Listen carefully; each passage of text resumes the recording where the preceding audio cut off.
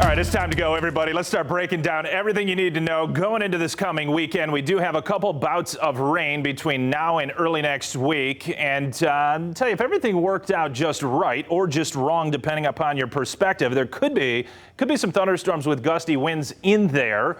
Perhaps early Friday morning and then perhaps again maybe late Sunday into Monday. Again, still a ways away. Nothing is set in stone, but those are the two opportunities for rain. It won't be tomorrow. It won't be Thursday. These are going to be nice days around West Michigan. We've got mid to upper 60s at the current time, except for the usual cool spot. It seems like going back the past 3 or 4 or 5 months, South Haven, yeah, at 62 degrees. You only made it to 69 on a thermometer today in South Haven with this stiff northwest wind coming off the water. So when you got a northwest wind, yeah, it's directed towards South Haven, towards Benton Harbor with a greater fetch from out over the open waters. That's why it gets cooler there versus Holland at 76 today and Muskegon at 79. Current temps on the board. It's warmer out to the west, though, and there's some semblance of warmer readings running in the 80s in the Dakotas, Nebraska, Kansas, down into Oklahoma. And this little bursting of red and pink colors out across Montana and Wyoming, that is going to come together, consolidate, and start to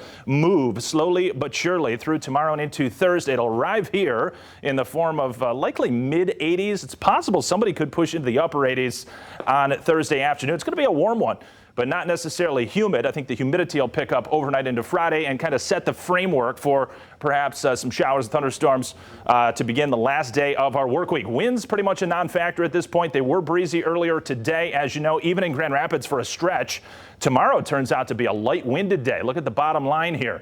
Northeast winds light to start, variable and light at midday, and then a northwest wind at 5 to probably even 15 as a lake breeze comes in. If you live along the lakeshore, you'll start to notice some breezes in the early to mid-afternoon as this lake breeze assembles. 79 degrees in GR. The lakeshore very similar to the last couple days, more like the low to mid-70s. So, yeah, we'll be cooler towards the lakeshore, warmer inland, flirting with 80, but wind 79. Yesterday I had 80 for tomorrow, but wind 79 because it's the same atmosphere as today, virtually, and we landed at 79 in GR.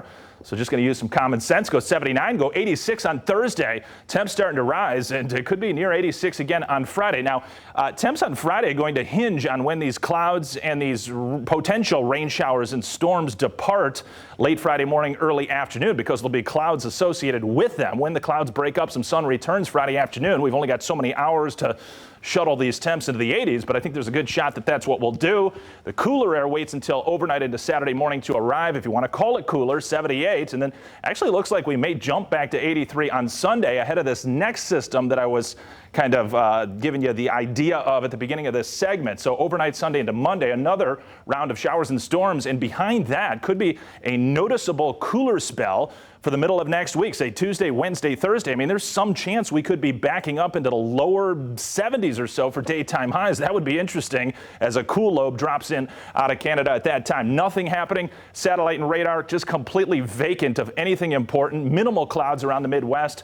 Nothing more than some high cirrus clouds. I do think they will be out there late morning and afternoon tomorrow, but way up. I mean, way up in the atmosphere, so it'll be a bright day from start to finish. This high pressure cell out over the desert southwest, I mean, it is anchored there. You get a clockwise flow around it, and with a disturbance coming in from the Pacific, that high pressure will help to guide it across the country and give us this shot for some showers and storms by early on Friday morning. Here's the map, though, tomorrow, going into tomorrow night into Thursday. There's not much happening, just some passing clouds on Thursday. So a few more clouds on Thursday versus tomorrow, but still fairly sunny, and then overnight into Friday morning, disturbance crosses the region. Again, things can change, you know, in terms of how much rain we're really expecting. Not looking for a ton, maybe a quarter of an inch. Rolls on through with some rumbles of thunder, strikes of lightning, perhaps some gusty winds. We'll see about that. And then Saturday and Sunday, dry. Next disturbance coming in from the west.